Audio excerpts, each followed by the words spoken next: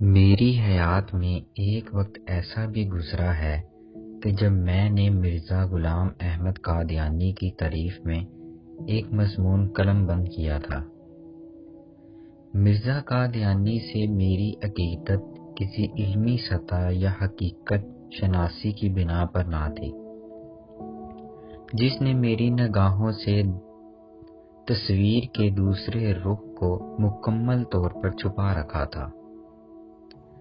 اس دور میں مسلمانوں کے عمومی حلقوں سے اکثر یہ باتیں میرے کانوں سے ہوتی ہوئی آئینہ ذہن سے جا ٹکراتی کہ مرزا قادیانی ایک بد سیرت اور جھوٹا مدعی نبوت تھا، جس کی ساری زندگی بدکاریوں اور سیاہکاریوں کی دلدلوں میں پھنسی ہوئی تھی، لیکن ان کی گوش گزاریوں کو میں فراموشیوں کے سپرد کرنا ہی لازم سمجھتا تھا، کیونکہ اس طرح کے اعتراضات زیادہ تر بے بنیاد اور بلا دلائل ہوتے تھے، اور اگر کوئی دلیل دی جاتی تو ان کتب سے جن کے نام ہی میں پہلی دفعہ سنتا تھا۔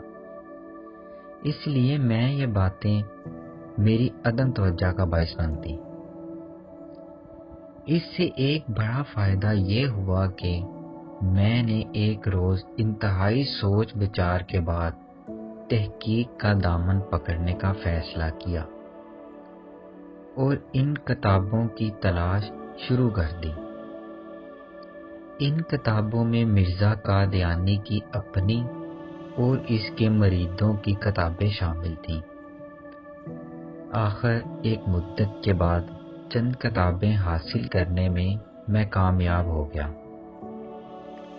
پھر خالی ذہن ہو کر ان کتب کا مطالعہ کیا گیا اور میری حیرت کی انتہا نہ رہی کہ فی الحقیقت بہت سی کتب کی تحریرات سے یہی آیا تھا کہ مرزا قادیانی انگریز کالے پالک پر جھوٹا مدعی نبوت تھا، جس کی شخصیت چال بازیوں، ریاکاریوں اور بہت سے منفی عادات کی بری ہوئی تھی۔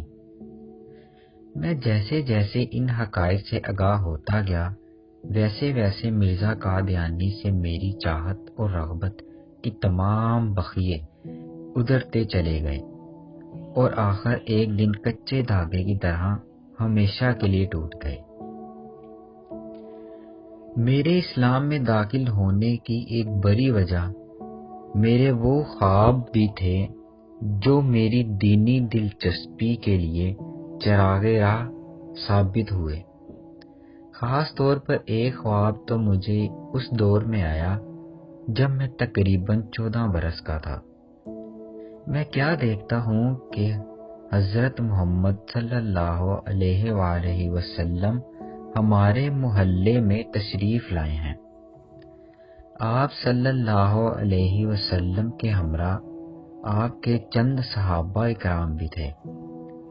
حضور صلی اللہ علیہ وسلم نے اپنے دستے مبارک میں پھلوں کا ایک تشت اٹھائے ہوئے بعض گھروں میں پھل بانٹ رہے ہیں، لیکن جب آپ ہماری گلی میں جلوہ افروز ہوتے ہیں، پھل بانٹتے بانٹتے ایک قادیانیوں کے گھر سے پچھلے گھر کے پاس ہی رک جاتے ہیں، آگے نہیں بڑھتے۔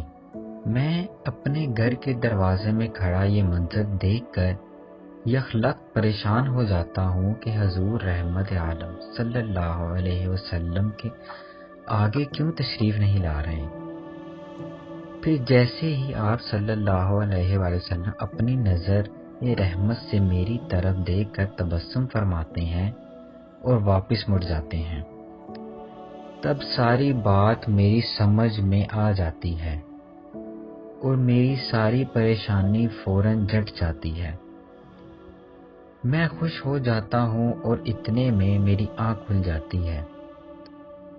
دوسرا خواب میں نے اس وقت دیکھا